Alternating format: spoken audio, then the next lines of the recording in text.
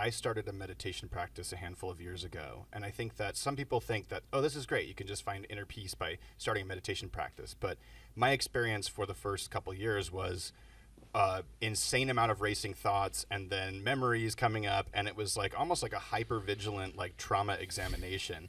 And I feel like it worked out for me somewhat in the long run, because I was consistent with it. But I could see how a lot of people would just connect with their bodies and just immediately be like, I don't want to go here. They don't even know why. And I think that's so important to mention, that creating safety and peeling back the onion one safe layer at a time is so important. Because if we just go straight to the wound that's really deep, there's a good chance that it might actually activate the nervous system more and put you into a much worse state. Has that been your experience with people? Yeah, I see it with clients a lot, and especially when you're working with folks that have complex trauma. Meditation is really powerful. It's a really powerful tool, and it can also have really powerful outputs that come with that from people who are not used to being in the body, and they learned at an early age as an adaptive response to disconnect from their body, and it can feel very, very unsafe. And so I see a lot of people when they start a meditation practice and they go too much, too fast, too soon into that, there is long periods of insomnia, there's flashbacks, there's other protective outputs of the nervous system that they start to experience, like their pain actually increases or migraines start to increase.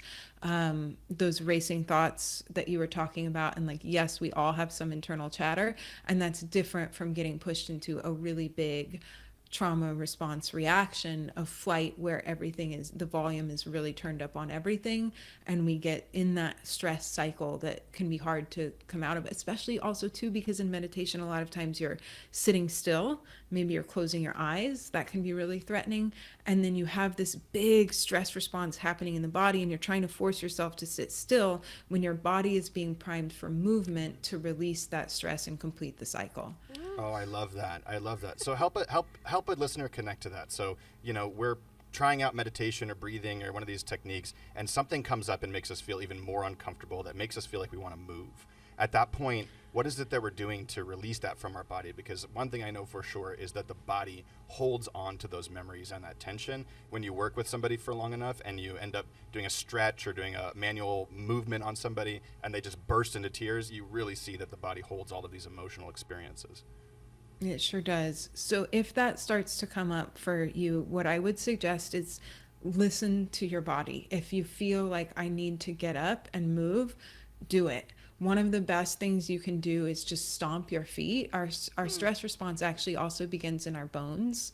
There's a stress hormone that's released from the bones, and as we complete our stress cycle, the bones need impact and movement to give a signal to the body that, we've been preparing. Our stress response is preparing us to fight or to run in a real literal way. Yeah. And so when our bones get that impact and movement, it can send a signal to the brain that we are completing that stress cycle. We can come down out of that state. And so getting some like good impact to your bones, stomping, like heavy steps, maybe twisting your body side to side and letting your arms kind of hit your trunk so that they're hitting the rib cage and those bones are getting a little impact. Even just like shaking and taking some forceful exhales can help start to gradually move that through rather than just trying to override it